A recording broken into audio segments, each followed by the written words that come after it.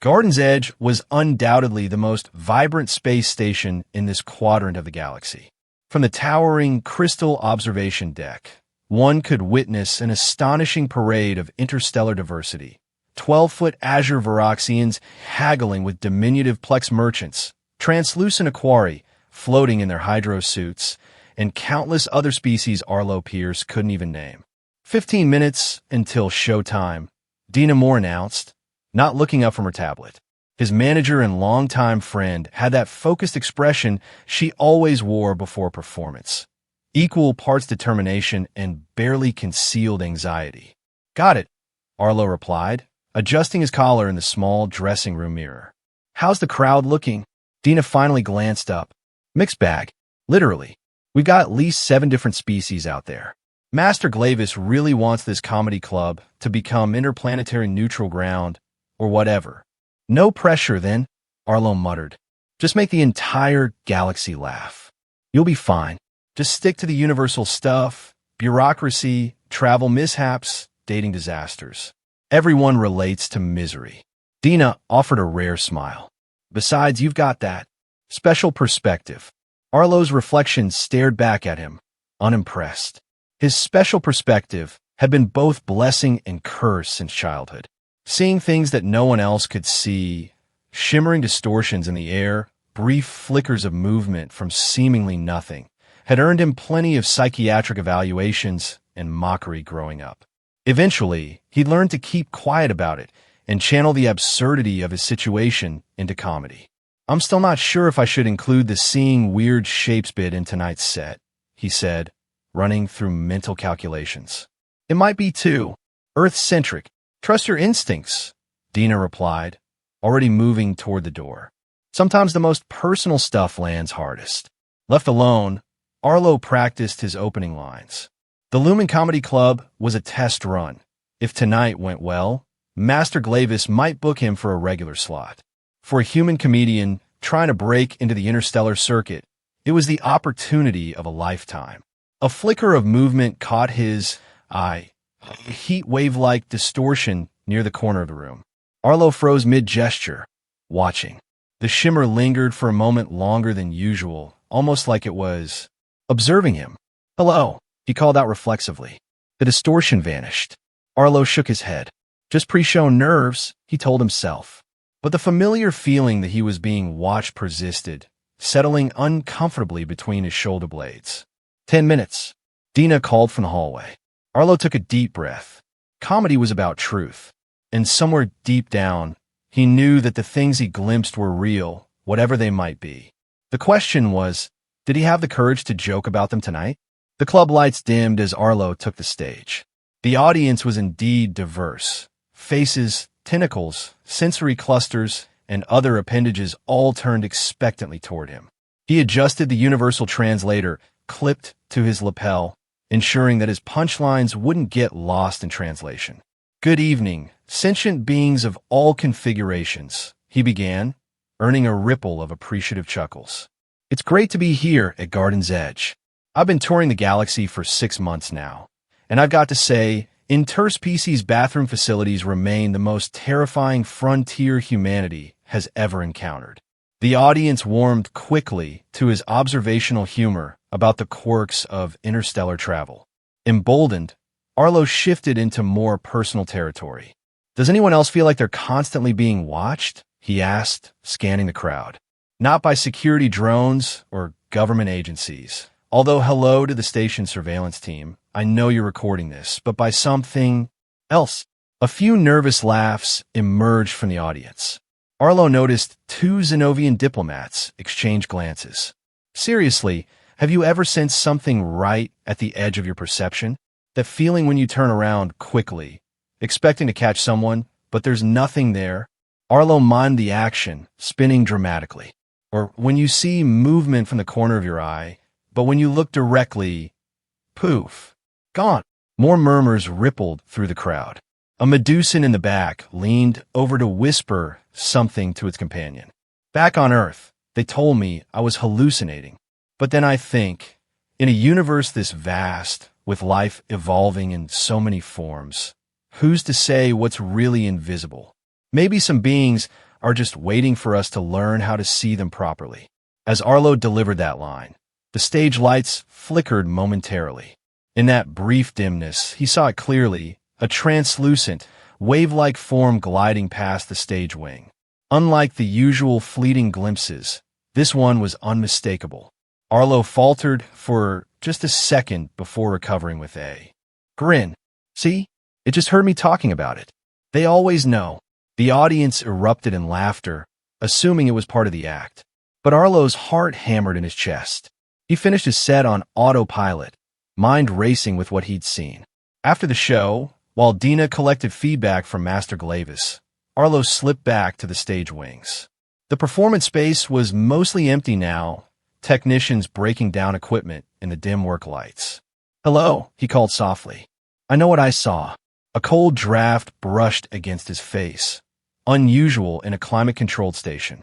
Arlo reached out instinctively, his fingers passing through something that felt like a vibrating membrane of air. And in that moment, he sensed rather than saw an auditory organ, something like an ear, but not quite, hovering in the space before him. Without thinking, he leaned forward and whispered, "I know you're here." The reaction was immediate, a violent ripple in the air, like a startled bird taking flight, and then nothing. But Arlo knew with absolute certainty. Something had hurt him. Something had fled. "What are you staring at?" Dina's voice broke his trance. She stood in the doorway, datapad tucked under her arm. "I think I just touched one of them," Arlo said slowly. "One of who?" "The invisible things, beings, whatever they are." He turned to face her, expecting the familiar, skeptical expression. "I've been seeing them my whole life, Dina. Glimpses, distortions. But this was different. It reacted when I spoke to it." To his surprise, Dina didn't immediately dismiss him. She glanced around the empty stage with narrowed eyes. "You know," she said carefully, "there have been rumors. Security has picked up strange anomalies on their sensors. Unexplained temperature fluctuations, equipment malfunctions that fix themselves. Some people call them station ghosts. They're not ghosts," Arlo said with certainty. "Well, whatever they are, you should probably keep this between us for now." Dina checked her watch. "Master Glavis loved your set, by the way. He wants to discuss a 3-night residency next month." Later that night, in a deserted corridor several levels below the entertainment sector, two shimmering forms conferred in a language of vibrational pulses. "The human saw you," one rippled accusingly. "He did more than see me," the other responded, distress evident in its fluctuating form. "He spoke directly to me. He touched my sensory filament. This is unprecedented. For centuries we've observed, confident in our phase-shifted invisibility. How could this happen? Their brains are unusually patterned, so may be capable of detecting our resonance frequency. The preservers must be informed immediately. If one human can see us, others might follow. And if they do," the second form pulsed hesitantly, "perhaps it's time to reconsider our position. The Changers have long argued that perpetual hiding is no longer necessary." "Absolutely not. You know our laws. Detection means danger. We must contain this situation immediately." The two forms shimmered into even greater translucency, their debate continuing as they moved through the station walls as effortlessly as light through glass. Arlo's encounter at the comedy club quickly caught the attention of station security. The next morning, he received a formal request to meet with Captain Relon, head of Garden's Edge Safety Operations. The captain's office was sparse and functional, with a viewport showcasing the spectacular spiral arms of the nearby galaxy. Captain Relon herself was a stern-faced human woman with silver-streaked hair and the no-nonsense demeanor of someone who'd seen everything the universe could throw at a space station.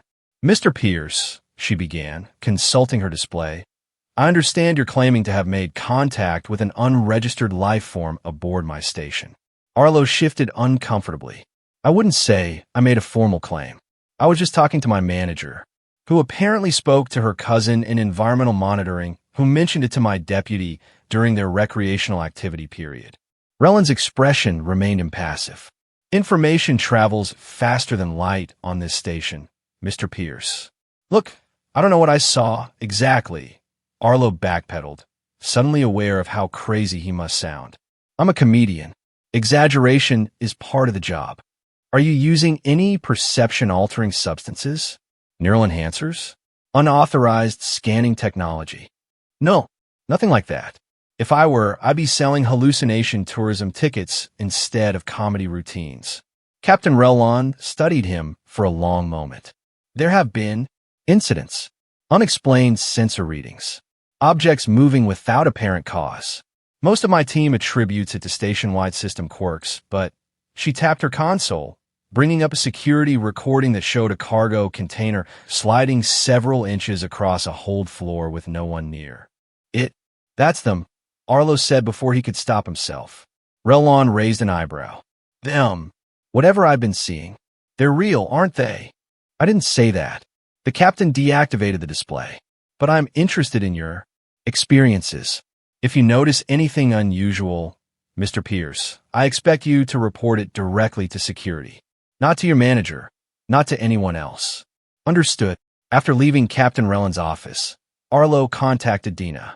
Together, they spent hours in the station's public archives, searching for any information about invisible or partially visible life forms. Look at this, Dina said eventually, pointing to an obscure report filed decades earlier. Unexplained optical distortions observed near diplomatic quarters during the Pentaxian peace accords. And here, Arlo added, finding another reference. Science vessel reported localized light-bending phenomena near the Veiled Nebula. Crew described feeling watched despite bioscan confirmations of solitude.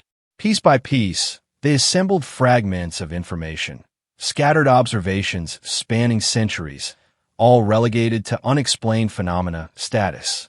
There was never enough evidence to confirm any particular theory, but the reports painted a compelling picture of entities capable of manipulating light around themselves, effectively rendering them nearly invisible to most species. They're called Ishrai, came a soft, melodic voice from behind them. Arlo and Dina whirled around to find nothing. Then, slowly, like mist condensing from humid air, a vaguely humanoid shape formed before them, still largely transparent, but with discernible limbs and a head-like structure where subtle, swirling patterns suggested facial features. Dina gasped, backing away, but Arlo stood transfixed. You're one of them, he whispered. I am Zyle, the shimmering form answered. And you're the human who spoke to Varen yesterday. Varen? The one at the comedy club? Yes. You caused quite a disturbance when you detected him. It has been many cycles since any species has directly acknowledged our presence. Arlo glanced at Dina, who appeared frozen between fear and fascination.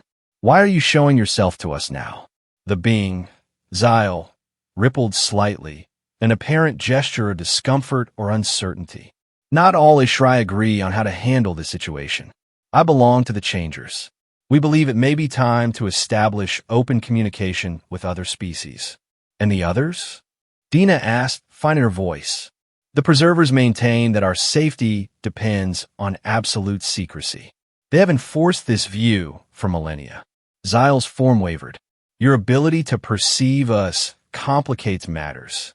Your brain resonates at a frequency that partially harmonizes with our phase-shifted state. Rare, but not unprecedented. So I'm not crazy, Arlo said with relief. I've been seeing your people my whole life. Glimpses only, I imagine. But when you deliberately addressed Varen, it created a stronger connection. The Preservers fear others might develop this ability if they learn of our existence. Wait, Dina interjected. Are you saying Arlo's in danger? Zyle's form dimmed slightly. The Preservers have methods. They can disrupt security systems, create circumstances that might lead to your removal from the station or discrediting. They would not physically harm you, but they'd make me disappear in other ways, Arlo finished grimly. Make everyone think I'm delusional. I came to warn you, Zyle said, and to ask for your help. Your gift for communication, your ability to make others listen, these could bridge understanding between our peoples. Arlo considered the shimmering being before him. He had two choices: pretend none of this was happening and protect himself, or help Xyle and potentially face serious consequences. If I had to choose, he said finally, I'd rather the world know I'm not hallucinating. And since we're already in this deep, why not co-write the galaxy's most mind-blowing comedy act? Xyle's form brightened noticeably. You would assist us? On one condition, Arlo said. No more creeping around my dressing room. It's unnerving. The plan was audacious. Use Arlo's upcoming performance at the Starlight Hall, Garden's Edge's premier cultural venue, to reveal the existence of the Ishrai to representatives of multiple species. The symposium on cross-species consciousness will bring together scientists, diplomats, and cultural attaches from throughout the quadrant, Dina explained as they strategized in Arlo's quarters. If we're going to make a statement, that's the audience to reach. Xyle, who had been practicing maintaining visibility for longer periods, nodded. Many of these representatives have the authority to establish protection protocols for newly contacted species. If we can demonstrate our peaceful intentions, and the fact that you've been here all along without causing harm, Arlo added. Precisely. The Changers believe this approach offers our best chance at recognition without persecution. What about the Preservers? Dina asked. They'll try to stop this, won't they? Xyle's form shimmered with what Arlo had come to recognize as concern. Varen leads their faction. He is determined. They have already called an emergency conclave to discuss containment measures.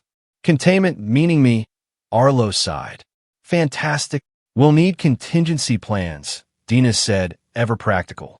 Backup routes to the venue, emergency communications, and a performance that makes history, Arlo added, already mentally drafting material. No pressure. The Preservers struck the morning of the symposium. Arlo and Dina found themselves inexplicably locked in a storage compartment 2 levels below the Starlight Hall, with less than an hour before his scheduled performance. Override codes aren't working, Dina reported, jabbing frustratedly at the door panel. And communications are blocked in this section. I'm going to assume that's not a coincidence, Arlo replied, searching for alternative exits. Can Xyle get through solid doors? I can, came the Ishrai's voice as a faint shimmer slipped through the wall. But I cannot physically manipulate the mechanisms to release you. We need to reach the service corridors, Dina said. There's an access hatch behind those containers, but they're too heavy for us to move. Xyle pulsed thoughtfully. I cannot move objects in your dimension easily, but perhaps we can request assistance. Within minutes, the storage room's temperature regulation system began malfunctioning dramatically, alternating between freezing cold and uncomfortable heat. The automated maintenance alert brought a harried technician, creating their opportunity to escape. They navigated through dimly lit service passages, guided by Xyle, who could see through the bending effects other Ishrai had created to confuse them. Twice they narrowly avoided security patrols that seemed to be searching specifically for them. Varen must have influenced the station's systems, Xyle explained. Created false alerts that you were security threats. Great, Arlo muttered. Framed by invisible aliens. That'll look good on my performance record. They were making good progress when a shimmering barrier formed across the corridor ahead. Denser and more visible than Arlo had ever seen an Ishrai manifestation. Varen, Xyle confirmed grimly. The barrier solidified slightly, revealing a taller, more angular Ishrai form. When it spoke, the voice had a deeper resonance than Xyle's. This ends now, Varen stated. You risk everything we have preserved for millennia. We risk stagnation by hiding forever, Xyle countered. The human has proven contact is possible. Umans. Varen's form pulsed with emotion. Do you know what happened on Proxima Colony when Ishrai was detected there? They captured Lina for study. Painful, invasive examination. We never recovered his essence. When was this? Arlo asked, genuinely concerned. 400 rotations ago. That's a long time, Arlo said carefully. Humanity has changed. Most species have evolved in their understanding of sentient rights. Pretty rich coming from the species responsible, Dina muttered.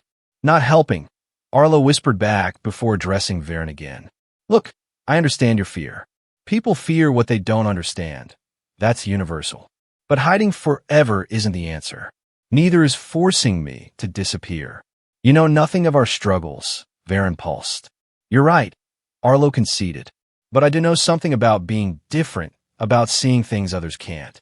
All my life, people told me I was broken, delusional. The only way I survived was by turning it into something positive, comedy that connected people instead of dividing them. Varen's form wavered slightly. Words cannot guarantee our safety. No, Arlo agreed. But they're a start. I promise you this. I'm not proposing capture or study or violence. I'm offering understanding, a chance to be known on your own terms. For a long moment, the corridor was silent. Then, reluctantly, Varen's barrier thinned. The preservers will not assist you, he stated. But we will observe. If there is betrayal, we will respond accordingly. With that, his form dissipated completely. Was that a yes or a no? Dina asked. It was not an explicit no, Zyle answered.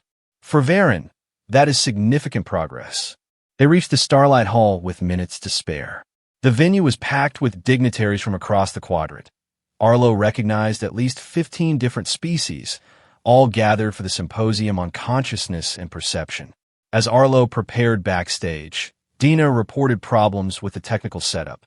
The holographic projector is glitching, and the sound system keeps resetting itself. Preservers? Most likely, Zyle confirmed. Minor sabotage, too.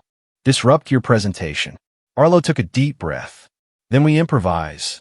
When the lights came up, Arlo stepped onto the stage with the confidence of someone who definitely wasn't about to upend galactic society's understanding of reality. Good evening, distinguished delegates, esteemed scientists, and whoever that Gorvaxian is who's already asleep in the third row. He began, earning a ripple of laughter. I'm honored to provide the entertainment portion of your symposium on consciousness. He launched into his prepared material, gradually steering the audience toward more philosophical territory. Perception is subjective, isn't it? We all experience reality differently based on our sensory apparatus. Xenthorians perceive ultraviolet light. Melosians can taste magnetic fields. And humans? While we mostly specialize in seeing patterns that aren't there, except when they are, the audience chuckled appreciatively, not yet sensing what was coming. Have you ever wondered what's right in front of you that you can't perceive? What realities might be overlapping with ours, just slightly out of phase? What beings might be sharing our spaces, our stations, our ships, completely undetected? A murmur rippled through the crowd as Arlo approached the edge of the stage. Ladies, gentlemen, and non-binary sentients of all configurations, I'd like to introduce you to someone who's been here all along. He reached his hand into seemingly empty air and whispered, It's time, Zyle. For a breathless moment, nothing happened. Then, like a mirage solidifying, Zyle's form gradually became visible beside him, still translucent, but unmistakably present. The reaction was instantaneous. Gasps echoed through the hall. Several delegates rose to their feet in alarm. A Novalian security officer drew a scanner, which immediately began emitting a high-pitched whine. Please remain calm, Arlo called over the growing commotion. What you're seeing is real, but not dangerous.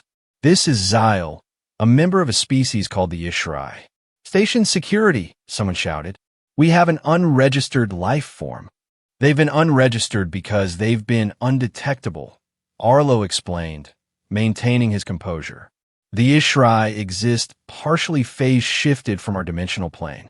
They've lived alongside us for centuries, observing but never interfering. At that moment, several other shimmering forms appeared throughout the hall, some barely visible, others more distinct.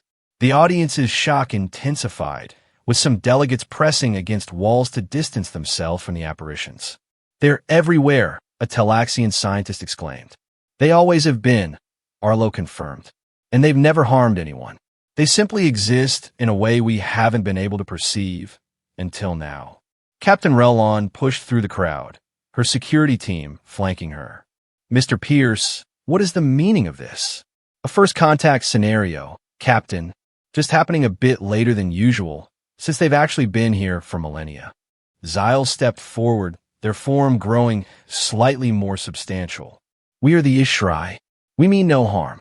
We have observed your civilizations, learned your languages, studied your sciences. Some of us believe it is time to establish formal relations." Some of you, a diplomatic representative from the Galactic Council, stepped forward. "There are others who don't share this view." As if on cue, Varen materialized near the back of the hall, his form rigid with tension. "The preservers have maintained our secrecy for good reason. Previous detections led to attempts to capture and study us. We cannot be contained in your reality without suffering." "No one is talking about containment," the diplomat replied cautiously. "If what you say is true, that you've coexisted with us peacefully all this time, then formal recognition and protection protocols would be the natural next step." Arlo watched the proceedings unfold with a mixture of anxiety and hope.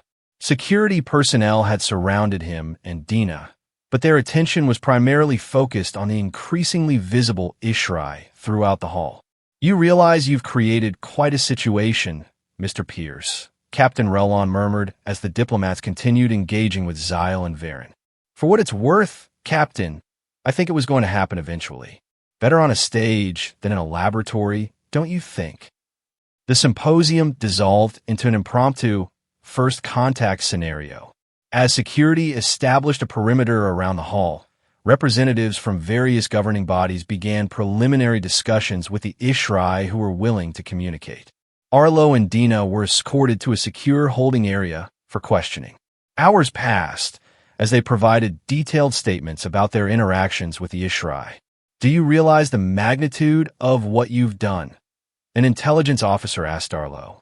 "You've revealed an entirely unknown sentient species that has apparently been observing our civilizations for centuries." "When you put it that way, it sounds pretty impressive," Arlo replied with a weak smile. "Do comedians get Nobel Prizes?" "They get security clearance reviews and possible charges of endangering station safety," the officer replied dryly. It was 3 days before Arlo was permitted to attend the ongoing discussions between station authorities, Galactic Council representatives, and a delegation of Ishrai that now included both changers and preservers. The conference room was tense but cordial as he arrived.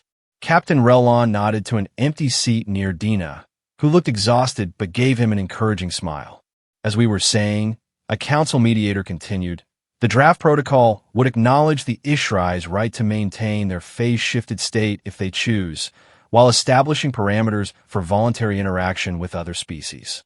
"And the protection clauses?" Varen inquired, his form now consistently more visible than when Arlo had first encountered him. "Full sentient rights under the Galactic Charter, with additional provisions against forced materialization or containment," the mediator confirmed. "No individual may be compelled to shift their phase state against their will." Zyle's form brightened. "And those who wish to interact more freely?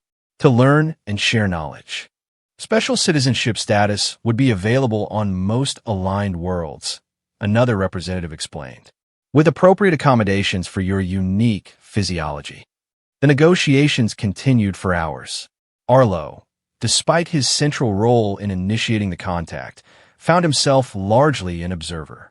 Occasionally, a technical question about his perceptual experiences with the Ishrai would arise, but mostly he watched history unfold before him.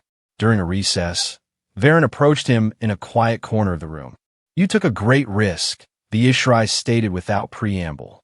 "So did you, coming to the hall that day," Arlo replied. "You could have stayed hidden. The preservers needed to witness what transpired, to see if our worst fears would be realized." Varen's form pulsed thoughtfully. "They have not been. Yet. They won't be," Arlo said with conviction. "Look, I understand your caution. When I was a kid, doctors diagnosed me with perceptual disorders because I saw things others couldn't. I was medicated, ridiculed, isolated. The only way I survived was by finding my voice, by making people laugh with me instead of at me." "Your experience is not entirely dissimilar to our own," Varen admitted. "We have hidden because we feared persecution. Perhaps now, some of us may find another way. Expression instead of concealment," Arlo suggested. "It's liberating, trust me." The final protocols were established within a week. The Galactic Council formally recognized the Ishrai as a sentient species with full rights under interstellar law. Special provisions addressed their unique phase-shifted nature, including prohibitions against technology designed to force materialization. For individual Ishrai who wish to engage more directly with other species, a registration process was established that would grant them recognized status while respecting their privacy and autonomy. Zyle was among the first to register, accepting a position as cultural liaison to the council. Arlo, meanwhile, found himself unexpectedly famous. The human who whispered to invisible aliens became an interstellar sensation. Invitations flooded in for performances, interviews, and even scientific conferences studying the neurological basis for his ability to perceive the Ishrai. "Your schedule is booked solid for the next 6 months," Dina informed him, scrolling through her tablet with a mixture of disbelief and satisfaction. "We've got offers from 3 different networks for an exclusive series, and the Xenological Institute wants you to participate in a study on human sensory variations." "What about comedy?" Arlo asked. "I'm still a comedian, right?" "Oh, absolutely. But now you're a comedian with a unique selling proposition." Dina grinned. "Plus, I'm negotiating with station security to provide permanent protection. Apparently, some fringe groups are a bit upset about our new transparent friends." Despite the frenzy, Arlo insisted on honoring his commitment to the Lumen Comedy Club. A month after the revelation, he returned to the smaller venue where it had all begun. The club was packed beyond capacity.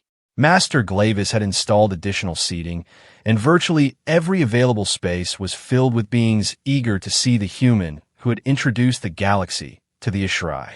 Arlo began his set with familiar material, but the audience was clearly waiting for something more. Finally, he paused and smiled. "I know what you're all here for," he acknowledged. "You want to see me talk to the invisible aliens. Well, I've got news for you. They're not invisible anymore. At least, not all of them." He gestured to a seemingly empty seat in the middle of the audience. "Hey, you in the 3rd row, stop eavesdropping on my act." To the delight of the crowd, an Ishrai form gradually materialized in the indicated seat, pulsing with what everyone now recognized as their equivalent of laughter. "That's Tyrell," Arlo explained. "He's actually got a great sense of humor for someone who spent the last century being a literal wallflower." The audience roared with laughter, joined by the gentle vibrational hum that was the Ishrai's expression of amusement. As Arlo continued his performance, he couldn't help but reflect on the unexpected turn his life had taken. From a comedian who saw things others couldn't, to the catalyst for a profound shift in galactic society. The journey had been bewildering, terrifying at times, but ultimately hopeful. The universe, it seemed, had room for beings of all sorts, even those who had thought they needed to remain invisible to survive. All it had taken was one human whispering into what had seemed like empty air to prove that understanding was possible.